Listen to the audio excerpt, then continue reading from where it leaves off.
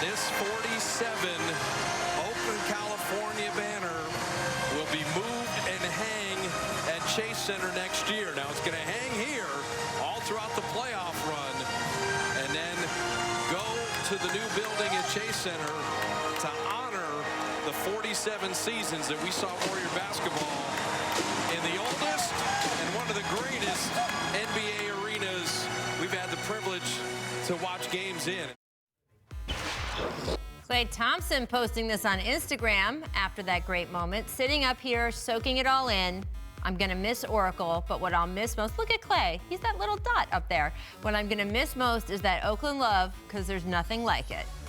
Nice moment for Klay after maybe having a little misstep with the Oracle Arena fans just last month. This was a nice give back there. Byron, how do you remember Oracle Arena? Well, I'm going to remember it in three phases. Kevin and Richard, bear with me right quick. The first one is as a player. You know, we played against the Golden State Warriors when they were known as Run TMC. Oh, yes. And they came into L.A. and we had them in a series, and they beat us, I think, in Game 2 to make the series tied up at 1 apiece. And then we go to Oracle, and they had the original Run DMC out there performing and introducing them, which really ticked us off, and we ended up winning the next 3 games to close that series out. Why did that upset you so much? You don't party on us back in the day. You just could not come out and party on us like that back in the day. That's number one. Number two, that the Game 7, you know, that Golden State game against the Cleveland Cavaliers, where LeBron James was just leading Cleveland in every thing that can possibly happen. The block that he hit, and then you got the Kyrie, you know, one-on-one with Steph to hit the game winner. You know, one of the classic Game 7s that I've seen in a long time and happened in Oracle. And then the third thing is just the Oracle fans. Over the past 10 years, they've been some of the best fans in NBA. They've been great, a very supportive group of people, very knowledgeable about the game of basketball. Those 3 things are my take from Oracle Arena, and I will miss seeing those games played up there. I'm going to really miss the NBA being in the East Bay, and I'm going to miss Warriors fans, who I've always loved. The building itself is a monument to concrete and noise. Not beautiful. With its narrow corridors and its handsy security. Can we stop romanticizing this structure? I mean, I truly am going to miss the East Bay. I love these fans. It is a terrible building, and it should be imploded as soon as possible in that expansive, awful tar parking lot. You need a tetanus shot to go out there walking. I mean, it is awful. Handsy security. That's a whole other show, too. Oh, yeah. Handsy security. I don't. Yeah, that's so much. But I'm going to miss Oakland. To me, I think the fact that they came out for last night's game in the unis, if you see that, those are the throwbacks to the We Believe Warriors team, which is funny because at the time, those were not very popular uniforms with the fans. But of course, they have come to symbolize this moment. And I do think it's interesting that of all the different eras of Oracle Warriors basketball they could have picked, they picked that. And to me, the fact that that is still the most sort of deeply felt emotional moment for the fan base, even though they've won 3 titles. Right. There's nothing like an 8 beating a 1. Yeah, but it speaks to sort of what the fans of Oracle are about, right? There are some Golden State fans that get criticized for being front runners or bandwagon jumpers or, oh, you just woke up and decided you like this team because they won titles. The team that they came out and chose to represent last night for their last game at Oracle wasn't a bandwagon jumping ability kind of team. It was the team that did that. It was that team that had all the heart and the grittiness and sort of represented to them sort of the underdog nature of Oakland to begin with. And I thought that was very fitting, that they picked that team to sort of be like, this is our final stand. They didn't want to maybe emphasize, oh, we just won 3 titles in this building. They were like that. That's what this is always going to be about, which I think is very cool.